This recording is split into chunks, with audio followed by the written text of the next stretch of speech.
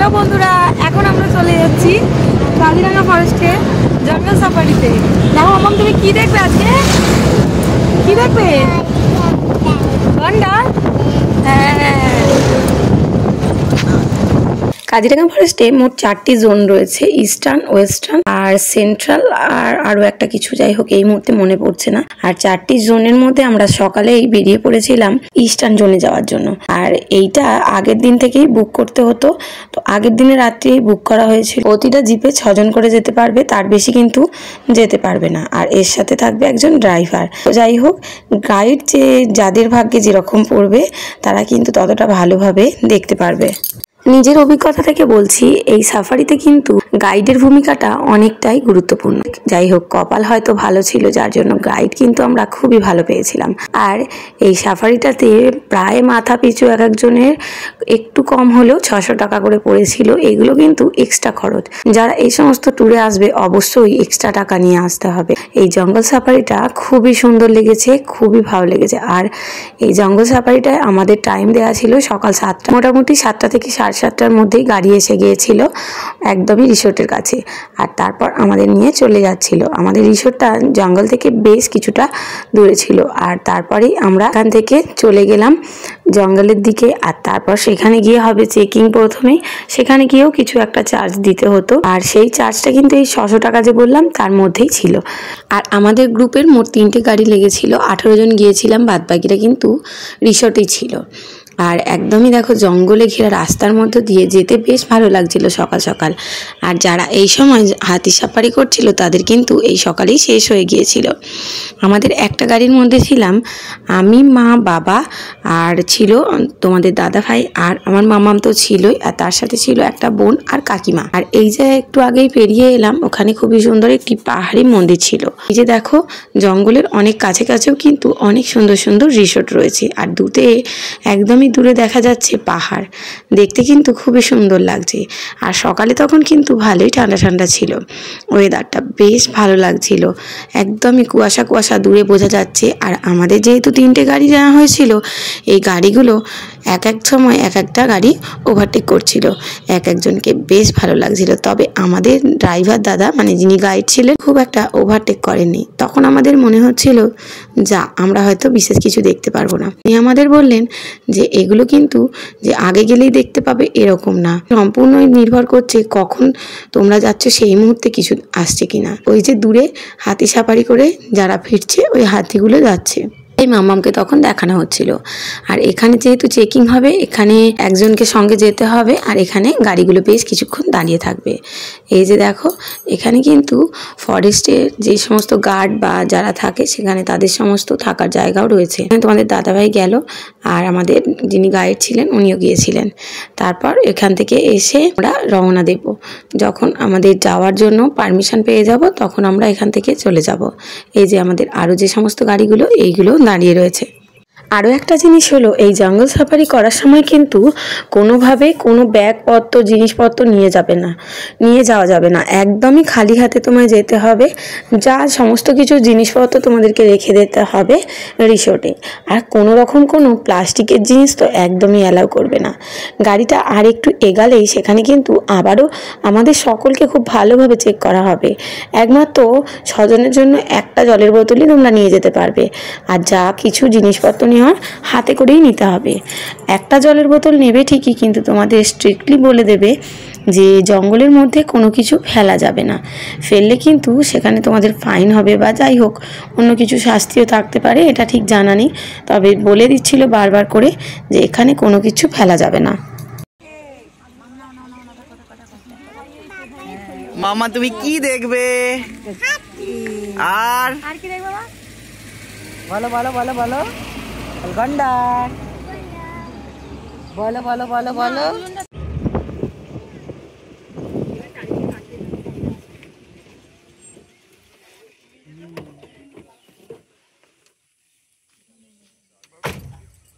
Checking হবে।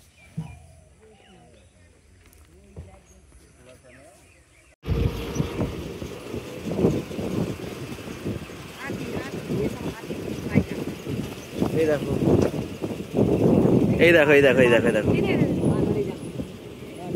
জঙ্গলে ঢুকতে না ঢুকতেই আমরা দেখতে পেলাম একটা সোনালী বাঁদর। এই বাঁদরগুলো কিন্তু গাছে উঠতে পারে না। বেশ মনোরম পরিবেশ আর খুবই ভালো, একদমই শান্ত। শুধুমাত্র যে জিপে করে আমরা যাচ্ছিলাম সেই জিপগুলোরই হালকা আওয়াজ হচ্ছিল। মুখো বাঁদর, ওই সোনালী বাঁদর, সোনালী মুখো।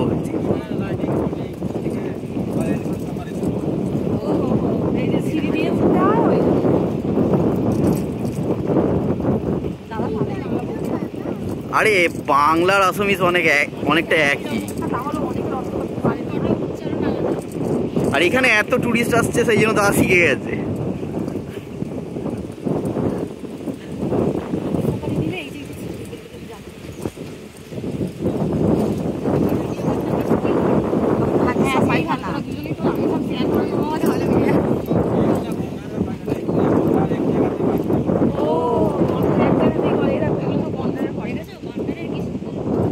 ওই দেখো, ওই দেখো, সামনে দেখো, সামনে দেখো, সামনে দেখো।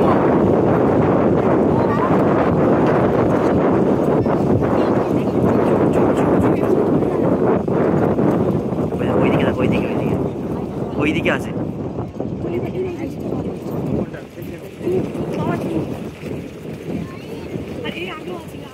এই সামনেতেই আছে একটা।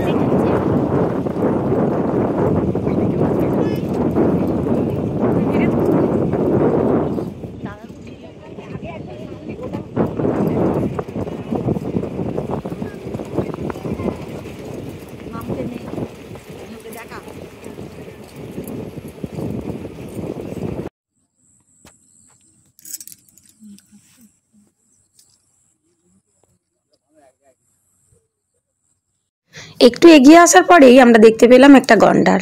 আর এই যে ঘাসগুলো দেখতে পাচ্ছ, ঘাস মানে বড় বড় এই যে ঘাসের মতো লম্বা লম্বা গাছ, এগুলো দেখলে সামনে থেকে মনে হচ্ছিল আমাদের এখানে যে খড়ি গাছ থাকে ঠিক সেই রকম।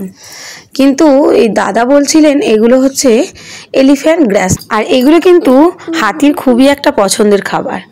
আর রাস্তার ধারে ধারে দুধারে ছিল গন্ডার আর হাতির পটি। হাতি এখানে ওখানে পটি করেছে ঠিকই, কিন্তু এক জায়গায় অনেকটা করে জমা হয়ে পটিগুলো ছিল। সেগুলো আমরা জিজ্ঞাসা করলাম এগুলো কি, দেখে তো বোঝা যাচ্ছে না, খড়কুটো রাখা যেন মনে হচ্ছে কোনো নোংরা মাটি। তো ওই দাদা বললেন এগুলো গন্ডারের পটি। গন্ডাররা কিন্তু এক জায়গায় এসেই প্রায় দিনই পটি করে, যার জন্যে স্তূপ আকারে জমা হয়ে যায়। তো নতুন একটা জিনিস জানতে পারলাম। আর যত দূরে চোখ যাচ্ছে এই রকম এই এলিফ্যান্ট গ্রাসেরই জঙ্গল, আর মাঝে মাঝে একটা করে বড় গাছ।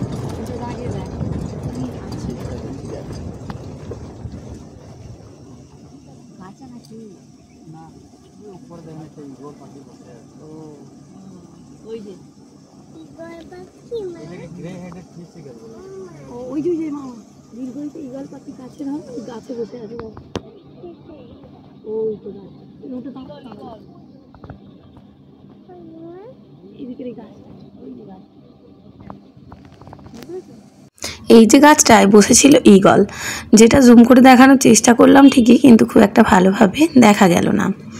একে একে বেশ অনেক পশু পাখি আমরা দেখতে পেয়েছিলাম।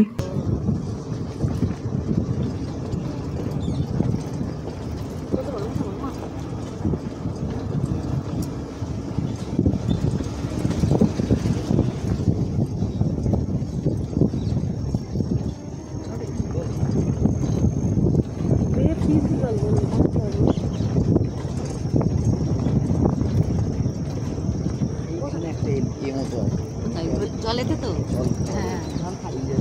জল খাওয়ার জায়গা, এই রাস্তাও করা আছে যাওয়ার। একদম ভোর ভোর এলে তবে কিন্তু আরো ভালো দেখা যায়, কারণ ভোরবেলা সবাই জল টল খেতে বেরোয়, ওদের একটা টাইম থাকে। গাছ।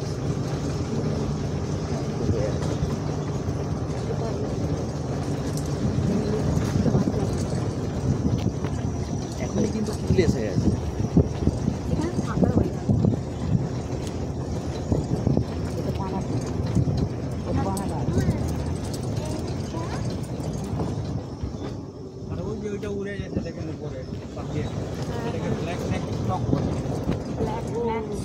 ওই যে যেগুলো ওখানে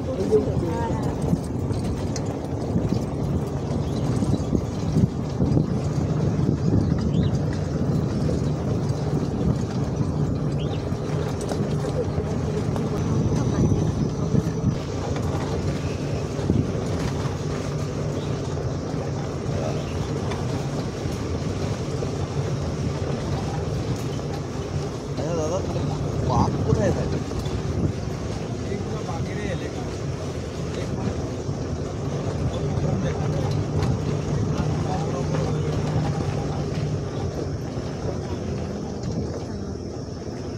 বাঘের এই এলাকার টুক করে একটা বাঘ বেরিয়ে পড়বে। এরকম বড় বড় বন,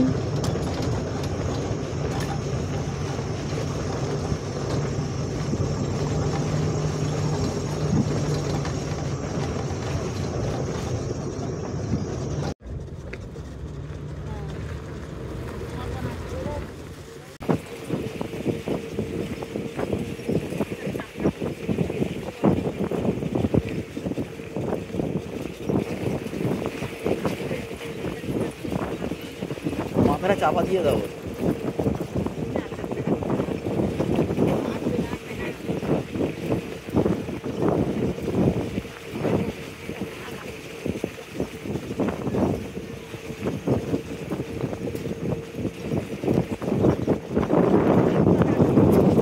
একদম সাদা একটাই মতো। মারামারি করতে করতে দেখো দুটো গন্ডার কেমন জলে নেমে গেছে। ওই দেখো, দেখেছো?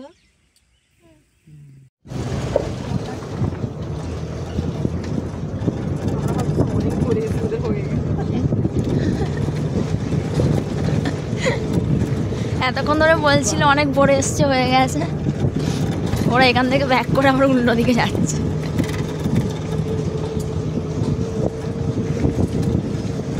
প্রথম দিকে আমাদের বেশ কিছু গাড়ি ক্রস করে যাচ্ছিল, আর আমরা ভাবছিলাম অনেক ভোরে সেই গাড়িগুলো এসেছিল, তাই তারা এবার ব্যাকে বাড়ির দিকে চলে যাচ্ছে, মানে হোটেলের দিকে। যাই হোক, কিন্তু সেটা কিন্তু আদতেও নয়।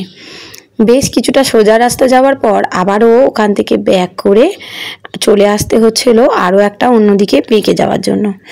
তো কিছু দূর যাওয়ার পর তবে মাথায় এলো, আর এই যে দেখো, এই বড় গাছটার ওপরেই রয়েছে ঈগলের বাসা। এটা কিন্তু আমরা জানতাম না, এটা আমাদেরকে ওই দাদাই বলেছিলেন। ওই জন্যই প্রথমেই বলেছিলাম যে গাইড ঠিকঠাক হলে তবেই কিন্তু সমস্ত কিছু ঘুরে দেখা যায়। সমস্ত কিছু দেখার জন্য গাইড যদি সব ঠিকঠাক বলতে না পারে তবে কিন্তু কিছুই হবে না। তো যাই হোক, দেখো আরও কী কী দেখতে পেয়েছিলাম তোমাদের দেখাই, চলো।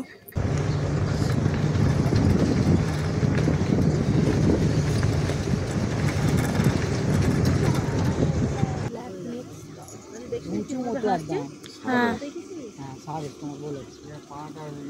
অনেক, হ্যাঁ হ্যাঁ, অরেঞ্জ কালার। লম্বা ঠোঁট।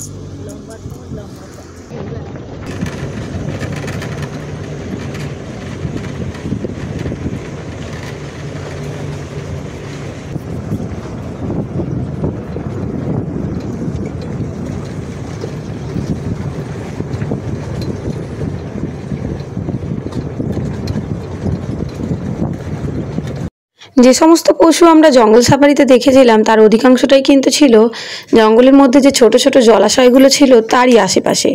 পশুগুলো হয়তো জল খেতে এসেছিল কিংবা জলের আশেপাশেই ছিল। তো যাই হোক, অনেক পশুই দেখেছিলাম, আর বিভিন্ন ধরনের পাখিও জলের ধারে দেখেছিলাম। এর আগে বেশ কিছু পাখি দেখলাম, যেটা কিন্তু জুম করে দেখাতে পারলাম না, কিন্তু আমরা খালি চোখে খুব সুন্দরই দেখেছিলাম। সুন্দর সুন্দর বেশ পাখি। আর দেখো, এই জঙ্গলের ভিতর থেকেও কিন্তু দূরের পাহাড় খুব সুন্দরভাবে দেখা যাচ্ছে, যেন মনে হচ্ছে সেই ছবিতে আমরা ছোটবেলায় আঁকতাম ঠিক সেই রকম। দাঁড়িয়ে দাঁড়িয়ে দেখছি, দাঁড়িয়েই তো আছি।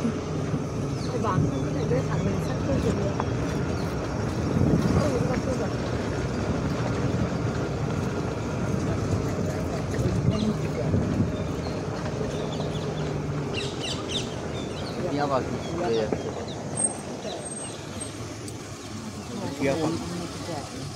অন্য কিছু দেখতে পেয়েছি।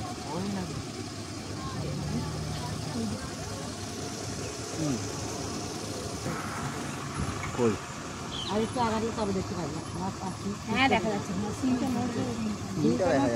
দেখছি। উঠে দাঁড়াও না, দাঁড়িয়ে দেখতে পাবি। না না বাড়ি দাঁড়িয়ে দেখা যাচ্ছে না, দেখতে পাবি। আরেকটু এগুলো এই গাড়িটা যেখানে আছে সেখানে গেলে পুরো এটা আছে। ওই তো আমি দেখতে পাচ্ছি। দেখতে পেয়েছো? পুরোটা দেখতে পেয়েছো? ছবি তৈরি এই তো ভালো দেখতে পাবো। এটা 22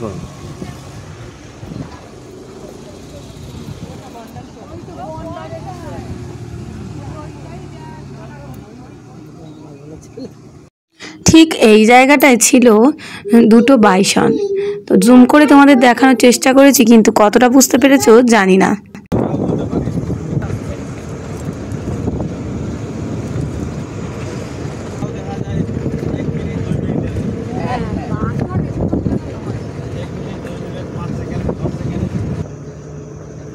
ওই দেখো পাখি পাখি হতে পারে, কোনো জন্তু হতে পারে।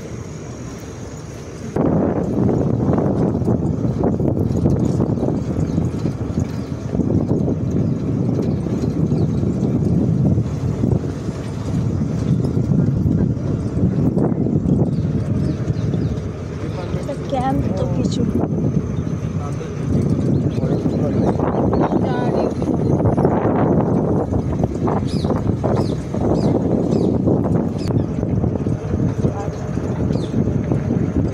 দেখতে পেয়েছিস?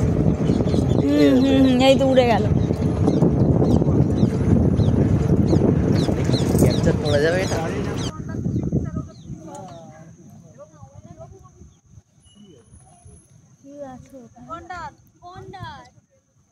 গন্ডার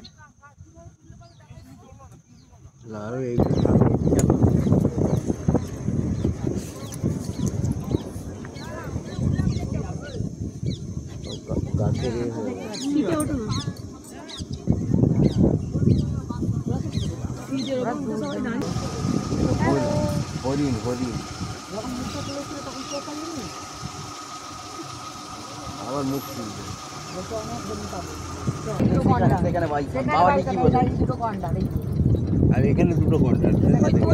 এই তো দাদা একটু দাঁড়িয়ে যান তো, এই গন্ডারটা নিয়ে নিই। গন্ডারের 22 দুটো নিয়ে 3টে 22 আছে।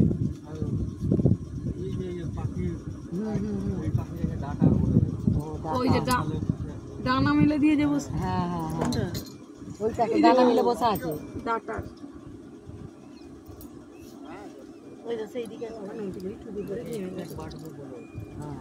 ডাক পাখি, ডাক পাখি ওই যে ডানা মেরে বসা। ওটা ডাটা আলাদা, ডাটা। ঠিক আছে, হয়ে গেছে তোলা। চলুন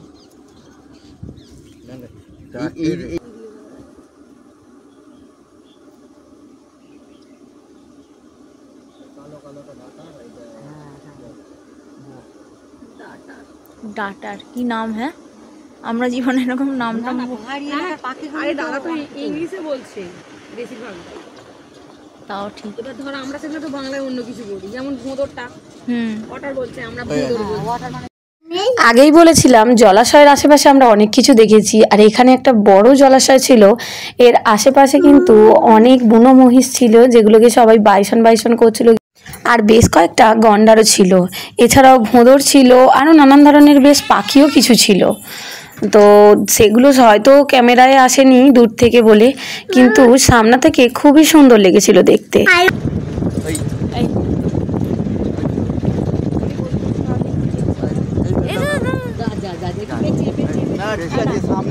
এগোলে পাবে। সেখানেও অনেক গন্ডার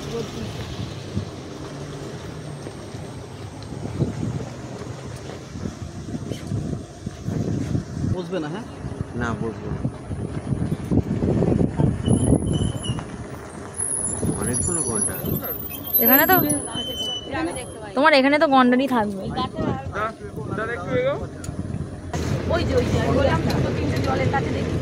এই সামনেও একটা আছে, সেইটা এখনো সামনে আছে।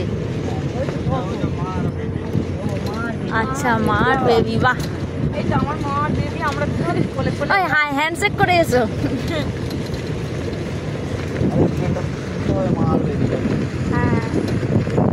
ওই যে এখানে অনেক ঘন্টা আছে, 5-6 ঘন্টা। ওই তো মার বেবি, সবাই চলে যাবে না। মা ছেলে মেয়েও হতে পারে, যাই হোক, এই এখনো এখানে আছে। হ্যাঁ মার বাচ্চা, মায়ের সঙ্গে মায়ের সঙ্গে এইখানেই দাঁড় করিয়ে দেবে, এইখান থেকে। এই জঙ্গল সাফারিতে কিন্তু বেশ অনেকটা টাইম নিয়েই ঘোরায়, আর যেখানে কোনো কিছু দেখতে পায় তখনই গাড়ি থামিয়ে দাঁড় করিয়ে সবাইকে দেখায়, বেশ সুন্দর লাগে। আর দাদারা যদি খুব সুন্দরভাবে বুঝিয়ে বলে, মানে যারা গাইড থাকে, সেখানে তো কোনো কথাই নয়।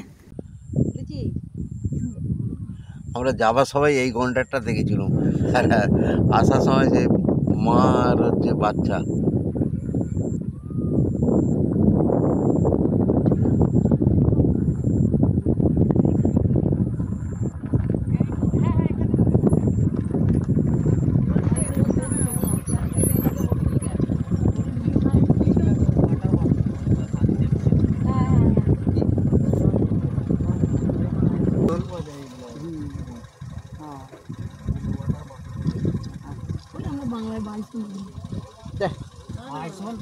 বাইসন আলাদা।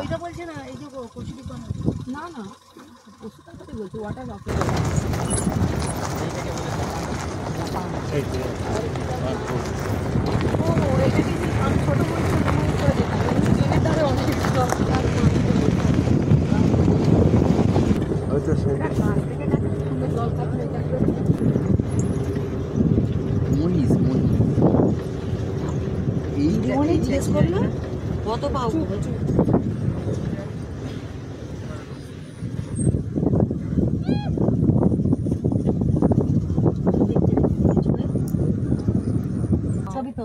হ্যাঁ আচ্ছা আচ্ছা দেখতে পেয়েছি। তবে এইগুলোকে অনুকে তখন চেষ্টা করছিল, বলে ঠাকুর এটা মেল হরিণ, মেয়ে নয়, মেল হরিণ মানে ছেলে। ছেলে ছেলে ছেলে হরিণের সিং আঁকা মাখা হয়নি, আমি তো বইয়ে পড়েছি। মেয়ে হরিণ গুলো আঁকা মাখা সিং হয়। তুলে নিয়েছি, হরিণটাও বিশাল এসছে। হরিণটা এক মনে ঘাস খাচ্ছে বেচারি গো। আমার তো ভিডিওতে আসে বকেই যাচ্ছে। এটা শুয়োর। ওই দেখতেই পাই না। হ্যাঁ, বেশ অনেক দূর ঘুরে দেখার পর তারপরে পৌঁছে গিয়েছিলাম ঠিক এইরকম একটা জায়গায়, যেখানে একটা টাওয়ার মতো করা ছিল উঁচু, যেখান থেকে পুরো অনেকটা দূর পর্যন্ত দেখা যাচ্ছিল। এই উঁচু টাওয়ারের পিছনেই যে বড় একটা জল জায়গা দেখা যাচ্ছে, ওখানে কিন্তু অনেক চিতল মাছ ছিল। এই জায়গায় যদিও কিছু ভিডিওই তোলা হয়নি, এখানে সবাই দাঁড়িয়ে ছবি তুলেছিলাম। আর এখানে বিশেষত একটা টয়লেট ছিল, যেটা খুবই পরিষ্কার। এখানে একটা কলও ছিল। আর এখানে যেহেতু অনেকক্ষণ টাইম নিয়ে জঙ্গল সাফারি, তাই সবাই যে যার মতো টয়লেট করতে যেতে পারছিল। আর তারপর এখানে আমরা গ্রুপের সবাই একসাথে ছবি তুলেছিলাম। আর এটা হলো আমাদের গাইড দাদা, যার জন্য আমরা এত সুন্দরভাবে পুরো জঙ্গলটা ঘুরে দেখতে পেরেছিলাম। এরপরে আমরা চলে গিয়েছিলাম রিসোর্টে। ওই দেখি মাম্মা, এদিকে তাকাও, ক্যামেরার দিকে তাকাও।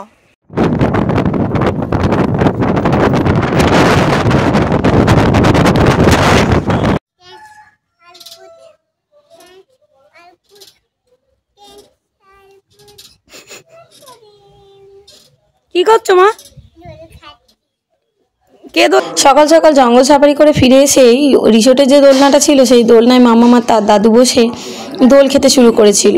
কেমন লাগলো অবশ্যই জানিও, ভালো লাগলে একটি লাইক দিও। আর আমার চ্যানেল বা পেজে নতুন বন্ধু হলে চ্যানেলটিকে সাবস্ক্রাইব করে দিও, অথবা পেজটিকে ফলো করে পাশে থাকার অনুরোধ করছি।